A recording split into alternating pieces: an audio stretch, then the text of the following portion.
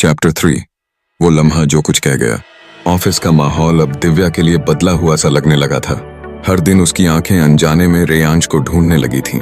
वो अब भी वैसे ही शांत और सीमित था, पर उसके हर शब्द, हर इशारे में अब दिव्या को कोई छुपा संदेश महसूस होता।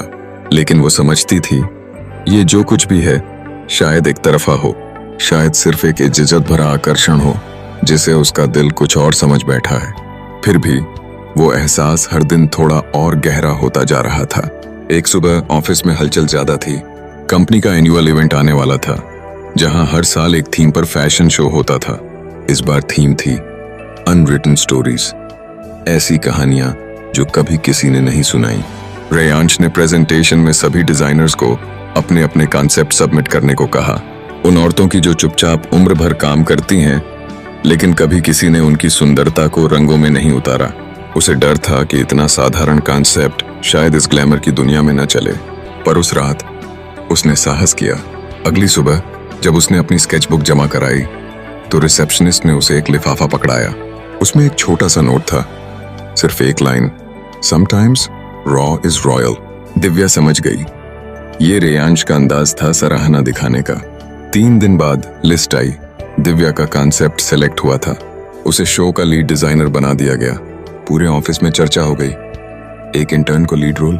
कुछ लोगों ने जलन से आंखें चुराईं, कुछ ने ताने दिए, लेकिन रेयांश ने कोई सफाई नहीं दी।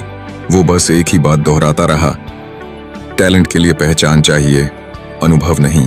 रातों की नींदें, लगातार मीटिंग्स, फैब्रिक टेस्टिंग, मॉडल्स के ट्रायल्स। दिव्या की जिंदगी अब उलझ गई थी शो की तैयारी में। चुपचाप मदद करता, गलती पकड़ता और फिर एक शब्द बोले बिना आगे बढ़ जाता।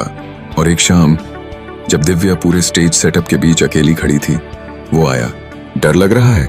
उसने पूछा। दिव्या ने मुस्कुराकर कहा, बहुत ज्यादा। अच्छा है, इसका मतलब तुम कुछ ऐसा कर रही हो जो मायने रखता है। वो मुस्कुराई, पर फिर धीरे से बोली, कभी कभी लगता है मैं खुद से ज्यादा आपको इम्प्रेस करना चाहती हूँ। कुछ पल खामोशी रही, फिर रेयांश ने कहा, तुम्हें किसी को इम्प्रेस करने की जरूरत नहीं। जब काम बोलता है तो बाकी सब चुप हो जाते हैं। वो चला गया, लेकिन दिव्या जानती थी, इस बार उसके शब्दों में सिर्फ प्रोफेशनल सलाह नहीं थी, उसमें अपनापन था। फैशन शो की रात आई। हजारों आंखें स्टेज पर थीं। लाइट्स, म्यूजिक और कैमरों की चमक में दिव्या की डिजाइन्स एक एक कर सामने आ रही थीं। रेयांश पहली लाइन में बैठा था, शांत, पर उसकी नजरें बस स्टेज पर थीं। और जब शो खत्म हुआ, तालियों की गूंज में दिव्या की आंखें उसे ढूंढ रही थीं।